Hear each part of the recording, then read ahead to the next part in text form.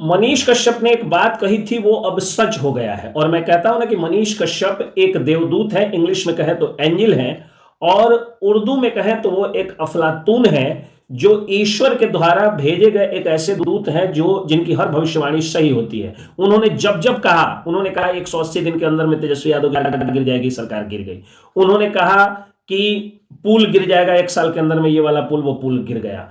उन्होंने एक और बात कहा था, आप लोगों को याद होगा, कि जेल में गांजा आता है, जेल में शराब मिलता है, जेल में गुंडे माफियाओं को विशेष सुविधा मिलती है, और आम कैदियों को जेल में प्रताड़ना झेलना पड़ता है। तो जो है गांजेड़ी के बीच में, भंगेड़ी के बीच में, नशेड़ी के बीच में बैठा देता है लोग, मुंह पे गांजा पी के फूंक देता है। मोतिहारी के पूर्व जेल अधीक्षक और निवर्तमान बेउर जेल के पूर्व जेल अधीक्षक विभू कुमार के घर पर जब छापेमारी हुई तो पता चला कि विभू कुमार तो एक बड़े धन कुबेर हैं, उनके पास अकूत संपत्ति है, और वो मनी लॉन्ड्रिंग के धंधे में भी एक जमीन कारोबारी के साथ मिले हुए थे।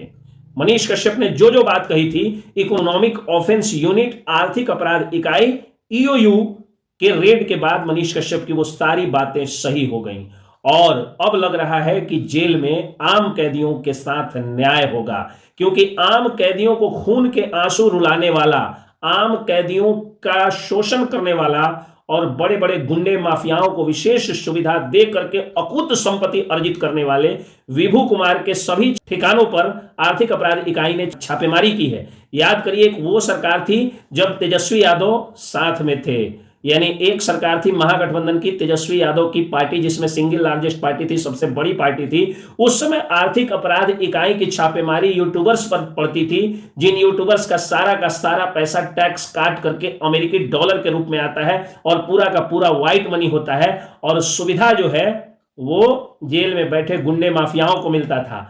आज आप देखिए, नीतीश सरकार ही है, लेकिन साथ में जब एनडीए हो गई और भाजपा में अब प्रभावशाली नेतृत्व के रूप में मनीष कश्यप जब उभर चुके हैं, तो अब छापेमारी जेल अधीक्षक पर हो रही है, जिन पर आरोप है कि वो गुंडे माफियाओं को और बड़े कैदियों को, यानी जो बड़े बड़े क्रिमिनल्स थे, उनको विशेष सुविधा दे करके और छोटे कैदियों का, साधारण बंदियों का शोषण करके अकूत संपत्ति अर्जित किए थे।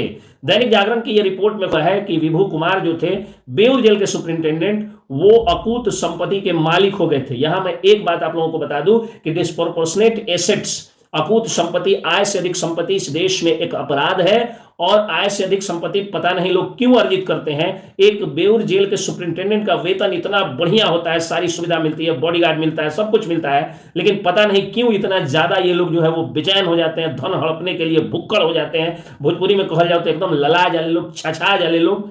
पता नहीं ऐसा क्यों होता है, why they are just too much obsessed for grabbing disproportionate assets and more money. I didn't ever understand about this psychology। फिलहाल मनीष कश्यप की ये बात सही हो गई, और जो लोग कह रहे हैं ना कि मनीष कश्यप क्या कर रहे हैं, तो देखिए, डिजिटल मीडिया नीति आई जहां यूट्यूबर्स को सम्मान मिला, और अब सरकारी वेतन जैसी सुविधा यूट्यूबर्स को मिल जाएगी, डिजिटल पत्रकारों को मिल जाएगी। और अब जो बात उन्होंने जेल के भ्रष्टाचार के बारे में कहा था, तो भ्रष्ट जेल अधीक्षक पर सरकार की सबसे बड़ी जांच एजेंसियों में से एक आर्थिक अपराध इकाई की छापेमारी, कितना सुखद समाचार है। धन्यवाद देता हूं मैं ईओयू के सारे ऑफिसर्स को। जय हिंद।